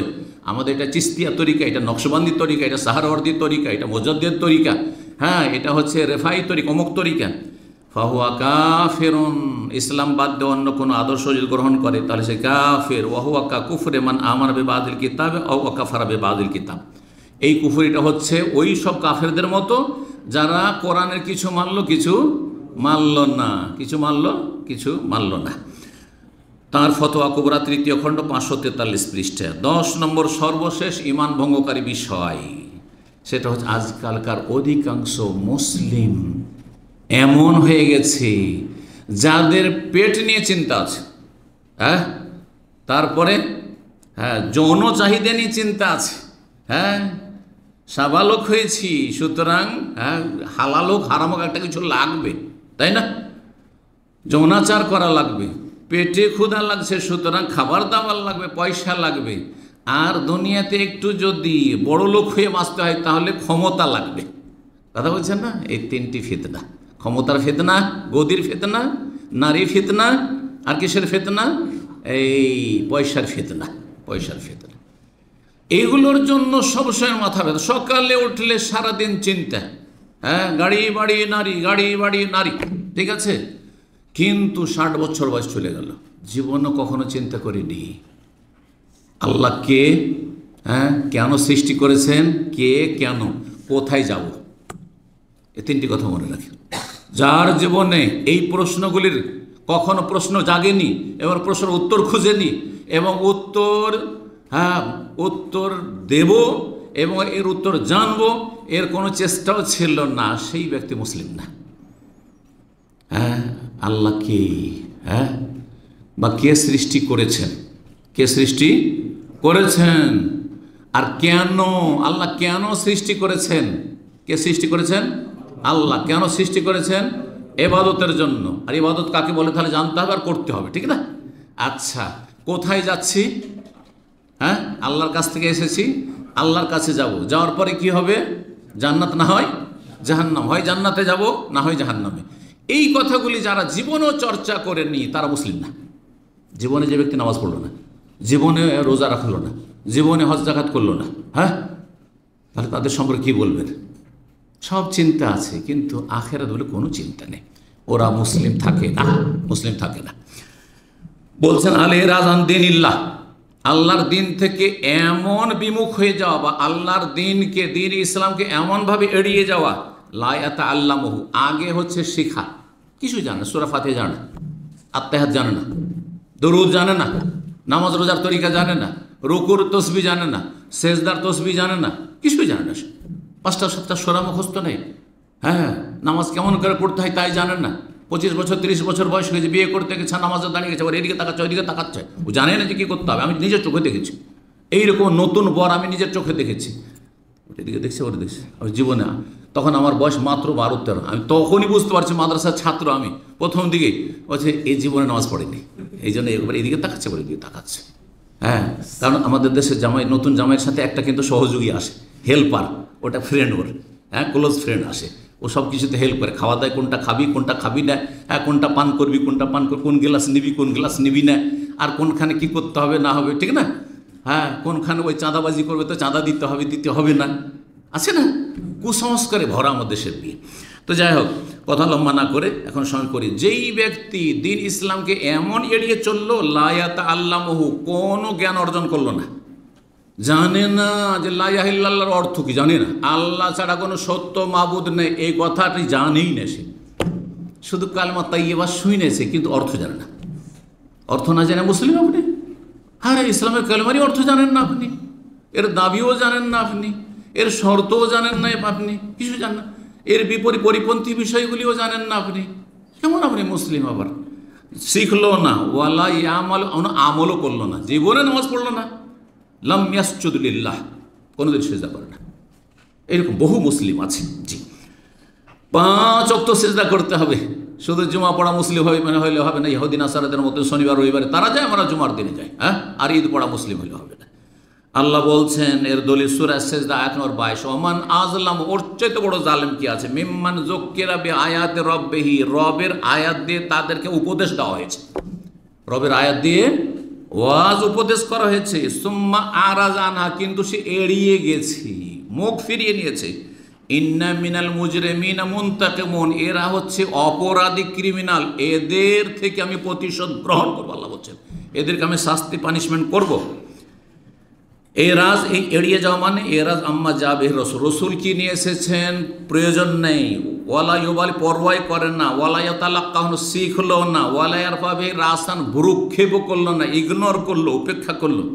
ইমাম ইবনুল কাইয়িম রাহিমাহুল্লাহ ইমাম বলছেন মাদারিজুস সালিকিন প্রথম খণ্ড 347 পৃষ্ঠায়, আম্মা কুফরুল এরাজ, এড়িয়ে যাওয়ার যেটি কুফরি, এড়িয়ে গেলে, ইসলামকে এড়িয়ে গেলে, ইসলাম বিমুখ হইলে যে কুফরি, ফাইন্নাহু ইউরিজু বিসামইহি ওয়া কলবিহি, তাই কানে শোনেও না, জীবনে কোনো ইসলামিক আলোচনা শুনবে না, ওয়া কলবিহি, অন্তর বাদ দাও, হটাও এটা। এক বোন আমাদের সুপ্রিম কোর্টে চাকরি করে, সুপ্রিম কোর্টে চাকরি করে, শোনে তার ঘটনা, সুবহানাল্লাহ। তার স্বামী আগে হেদায়েত হয়ে যায় আমার আলোচনা শুনে, তারপরে তাদের সাথে এই গত রমজান মক্কায় দেখা, ঈদ একসাথে করেছে আমার সাথে, ঈদ উল ফিতর ছিলাম মক্কায়। সুবহানাল্লাহ, আল্লাহ কীভাবে হেদায়েত করতে পারেন। বলছে স্বামী হেদায়েত পরে, আমার স্বামী সে দাঁড়িয়েওয়ালা, এখন মাশাআল্লাহ খুব সুন্দর স্বামী, হেদায়েত হয়েছে আগে। হেদায়েত হওয়ার পরে বলে যে তুমি তো কিছুই শুনতে চাও না ইসলামে, তো এই শেখের আলোচনাগুলি ভালো লাগছে আমাকে, তুমি একটু শোনো। তখন একবারে ধমকায়, যেহেতু সুপ্রিম কোর্টে চাকরি করে, যা বললে আমাকে আর ইসলামের কথা বলবে না, তুমি খবরদার ইসলামের কথা বলবেন, খবরদার ইসলামের কথা বলবেন। এবার ধমকাই, স্বামী স্ত্রী দুইজন বসে, পর্দা বোরখা করে বসে আছে আমার সামনে, সুপ্রিম কোর্টে সে বড় একজন অ্যাটর্নি জেনারেল, সে মাশাআল্লাহ, সে আমার সামনে বলছে আমি স্বামীকে কত যে ধমকিয়েছি, চমকেছি, যখন বলেছি আপনার কথা, যে একটু তো শুনে দেখো, একটু শুনে দেখো, আমাকে বলবে না খবরদার, এসব কথা বলবে না। এখন সে স্বামীর চাইতে বেশি অ্যাডভান্স, আলহামদুলিল্লাহ, যালিকা ফাদলুল্লাহ। আল্লাহ যে কাকে কখন হেদায়েত করে, কার অন্তকে খুলে দেয়। কিন্তু এই অবস্থায় যদি থেকে যেত, হ্যাঁ, শুনবেও না, অন্তর থেকে এড়িয়ে চললো, আনির রসুল থেকে রসুলকে এড়িয়ে চললো, লায়সাদ্দেক বিশ্বাসও নেই, ওয়ালাইকাজও মিথ্যা মনে করে না, মিথ্যা মনে করে না। ঠিক আছে, যারা হুজুররা করছে ওগুলো হুজুরদের কাজ, হ্যাঁ, আমার প্রয়োজন নেই। ওয়ালাইয়ালিহে ওয়ালাইয়াদিহে, বন্ধুত্ব রাখে না আর দুশ্মনীও রাখে না। দুশ্মনী রাখলে তো আর একটা কুফরি হইতো। দুশ্মনীও রাখে না নবীর সাথে, ইসলামের সাথে, কিন্তু পালন মোটেই করে না। ওয়ালাইউসকি এলা মাজা বিহে আলবাত্তা, কর্ণপাত করলো না যে কি এসেছে আমাদের জন্য, গাইডলাইন কি, কোথায় যাব, কি করব, আমার লাইফটা কেমন হওয়া উচিত, কোনো পরোয়া করল না। সেটা হচ্ছে কুফরুল এরাজ, এড়িয়ে যাওয়ার কুফরি। আল্লাহ বুঝার তৌফিক দান করুন এবং জাহান্নামের পথ থেকে রক্ষা করুন। ঈমান ভঙ্গকারী সমস্ত বিষয়গুলিতে আল্লাহ আমাদেরকে যেন হেফাজতে রাখেন, আমাদের আগামী প্রজন্মকে কিয়ামত পর্যন্ত আল্লাহ যেন হেফাজতে রাখেন। যারা তৌহিদের ওপর আছে, আল্লাহ তৌহিদের ওপর আমাদেরকে প্রতিষ্ঠিত রাখেন। আমাদের আগামী প্রজন্মকে কিয়ামত পর্যন্ত আল্লাহ তৌহিদ সুন্নাহর উপর কায়েম রাখেন এবং নামাজি করে আল্লাহ যেন রাখেন। রব্বে জালনি মুকিমাস সালাতি ওয়া মিন যুররিয়াতি রব্বানা ওয়া তাকাব্বাল দুআ ওয়াজনবনি ওয়া বানিয়া ওয়া না'বুদাল আসনাম। এই দুটি দোয়া ইব্রাহিম আলাইহিস সালাম, আল্লাহ শিরক থেকে, কুফরি থেকে বাঁচায় এবং বেনামাজি হওয়া থেকে বাঁচায়। আল্লাহ আমাদেরকে কবুল করুন। ওয়া সাল্লাল্লাহু সাল্লাম আলা নবিয়িনা মুহাম্মদ ওয়া আলা আলিহি ওয়া সাহবিহি আজমাইন।